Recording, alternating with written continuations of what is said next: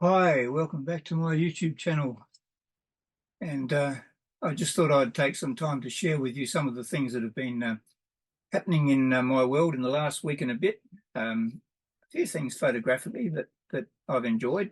And here we go.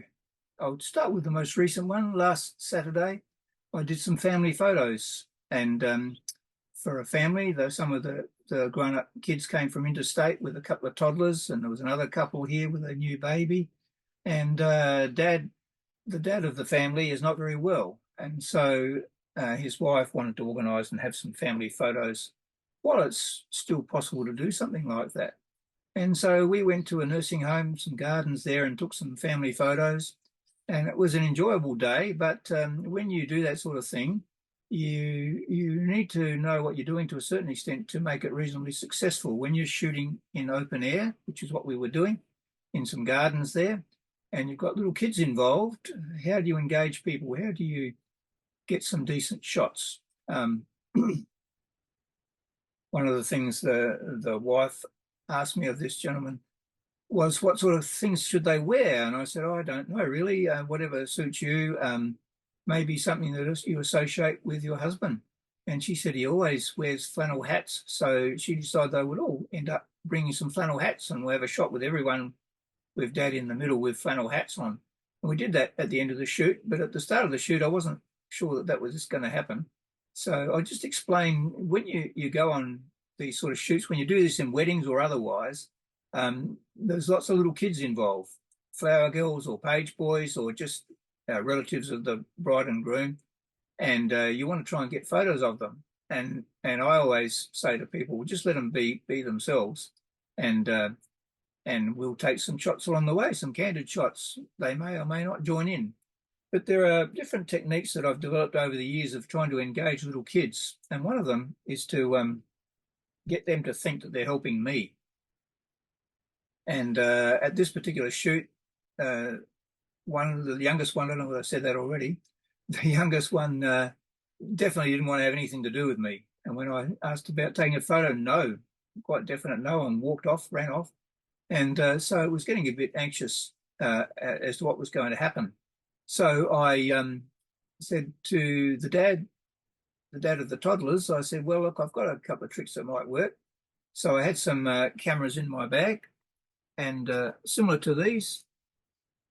They weren't these actual ones, but the cameras that I've been doing some YouTube reviews on just recently, upmarket digital compact point and shoot cameras. I had them in the bag because I thought this might happen.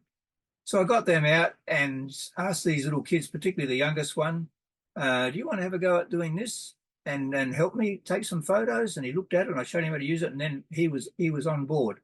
And then the other little boy, he said, have you got one for me? I said, yeah, I have. So the two of them got right into it.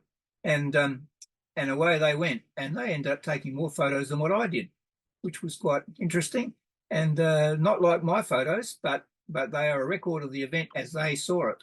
So that was really good, and because of that, we were able to be a lot more at ease taking other photos under the big tree and also in the little pergola that I picked out later on to have some shots in, and all the shots came out, particularly the ones under the pergola, were really good. But the other ones were all a good candid record of a fun day, although not everyone was feeling 100%, but but it was a warm day, but we had a bit of fun. Only were there for about an hour and a half, I suppose I was there. So I'm going to put some shots that they took of me.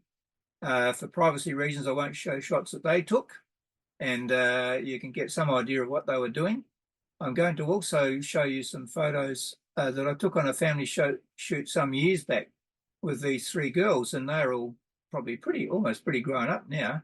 And I got them engaged by, I had some old 35mm antique film cameras with me, and they played around with those, and I'll show you some beautiful shots I got with those kids. I've got permission to use them on here, so you'll be able to see them as well. So where am I up to now? So that was the photo shoot, and then on the Friday was when I was doing this, helping my friend give a talk to the Probus Club. And that was all about Probus Club at Marino, it was, in South Australia. And that was all about what his dad was doing in the wartime. He was a pilot, a bomber pilot, and also he was a distinguished cricketer who played in the uh, unofficial victory tests against England. They had a Australian Services cricket team, only 2 first-class players in that team, but they played the actual English test team back then, straight after the Second World War, and they played 5 test matches on the test match grounds, and Australia won 2 and England won 2, and the other one was drawn, and they really held their way very well. They've never been allocated, never been recognised as official tests, because it would have been great if those guys were recognised and were given a baggy green, which they all want to get hold of these days.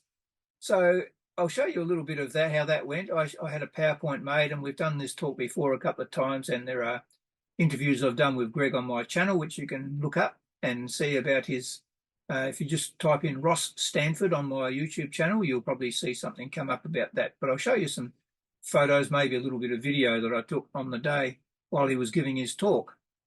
And then the other thing was, a week earlier than that, I was out with my Parkinsons Photography group, who is a group of people who have Parkinson's disease but like photography, and I've been involved with them for about 8 years. Unfortunately, because of that disease, we are getting less and less in numbers, but we had a positive meeting the other day, and we've got some new people on board, and we're looking at strategies to try and build our group up again, because we're sure there are lots of people out there with Parkinson's disease but would really love to come along and join our group and learn about photography, do some photography. They don't have to be well beaters, but we have what we call camaraderie.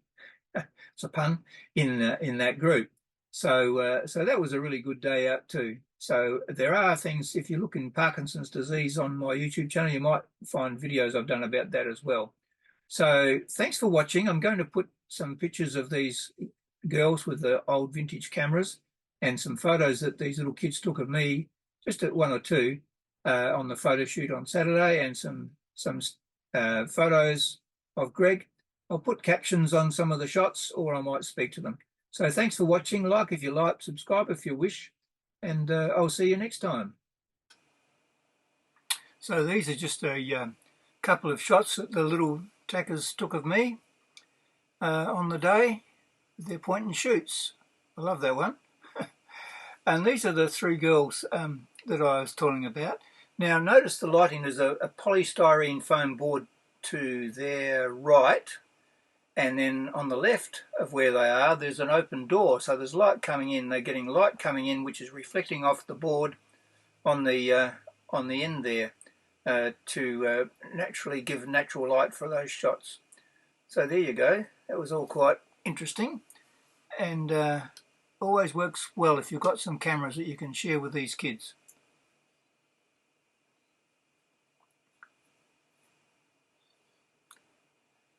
And now we're coming up to Greg, giving a talk to his Probus club. Here he is in full flight. What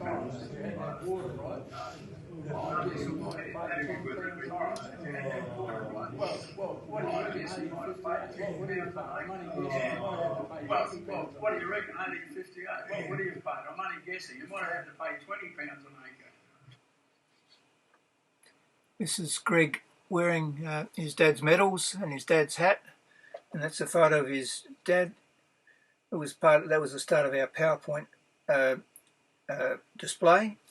Perhaps I'll put a link underneath to some of these the talks, the interviews I've done with Greg about his dad. So anyway, thanks for watching, and I'll see you next time.